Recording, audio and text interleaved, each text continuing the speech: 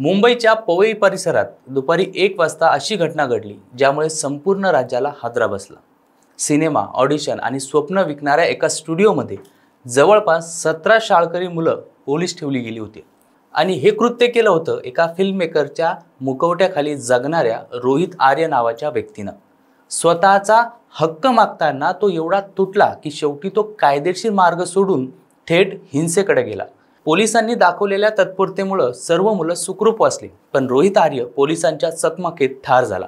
मग प्रश्न असा निर्माण होतो की एखादा माणूस इतका का तुटतो?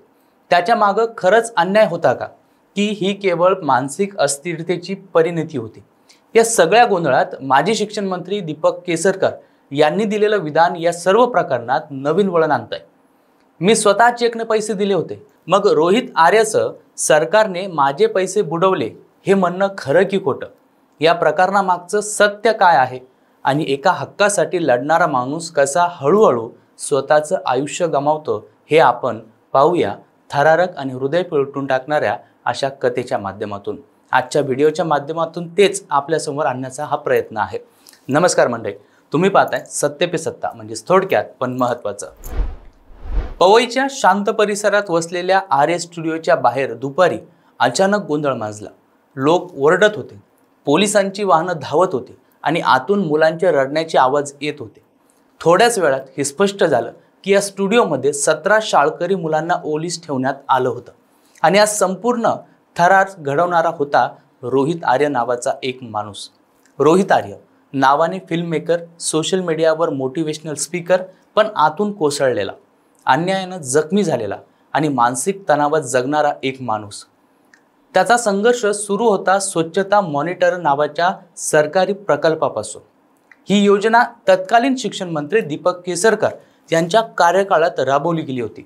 या योजनेचा उद्देश होता की विद्यार्थ्यांनी समाजातील गैरप्रकारांविरोधात आवाज उठवावा, त्यांच्यात सामाजिक जबाबदारीची भावना निर्माण व्हावी। या उपक्रमासाठी रोहित आर्याला जवळपास 2 कोटींचं कॉन्ट्रॅक्ट मिळालं होतं। तो प्रकल्प सुरू झाला आणि पूर्ण देखील झाला, पण त्याचं म्हणणं होतं की माझे 45 लाख रुपये अजूनही शालेय शिक्षण विभागाने दिलेले नाहीत। प्रकल्प बंद झाल्यानंतर रोहित आर्यानं सतत शासन दरवाजे ठोठावले। 2 वेळा त्यानं उपोषण देखील केले, एकदा आझाद मैदानावर तर एकदा मंत्रालयासमोर। तो सतत सांगत होता, मी माझ्या खिशातून लोन काढून प्रकल्प पूर्ण केला, आता सरकारने पैसे द्यायचे टाळले, माझं सर्व काही संपलं। त्याचे व्हिडिओ सोशल मीडियावर व्हायरल झाले। त्यात तो सांगतो की माझं घर गहाण गेलं, मित्रांनाही पैसे देणे लागते, पण शासन काही ऐकत नाही। या सर्वातून रोहित हळूहळू तणावात जात होता। त्याला डिप्रेशनची औषधं सुरू झाली होती, असं त्याच्या जवळच्या लोकांनी सांगितलेलं आहे। मग येते 30 ऑक्टोबरचा तो दिवस। आर्य स्टुडिओत एक नवीन वेब सिरीज आणि फिल्मसाठी ऑडिशन चालू होतं। 17 मुलं आणि 2 पालक उपस्थित होते।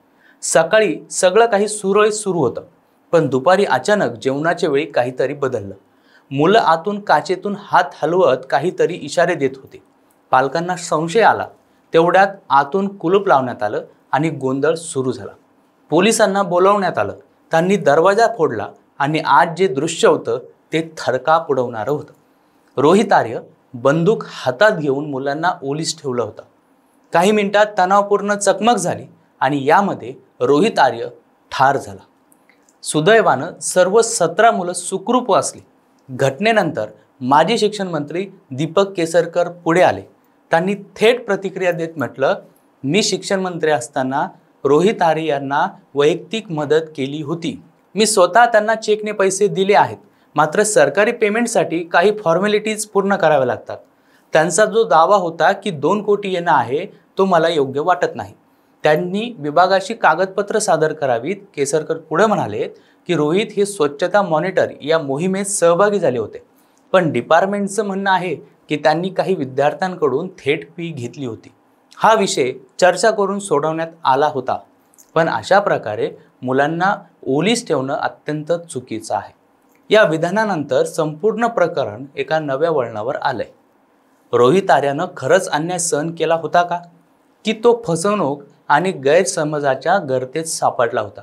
खरं सांगायचं झालं तर हे प्रकरण केवळ एका गुन्ह्याचं नाही, तर मानसिक थकव्याचं सरकारी दुर्लक्षाचं आणि समाजातील तुटलेल्या संवादाचं प्रतीक आहे.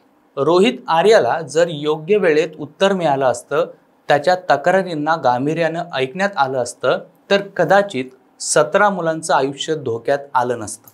एका व्यक्तीच्या नैराश्यानं 17 कुटुंब हादरली. पण त्याचबरोबर एक गंभीर प्रश्नही उभा राहिलाय.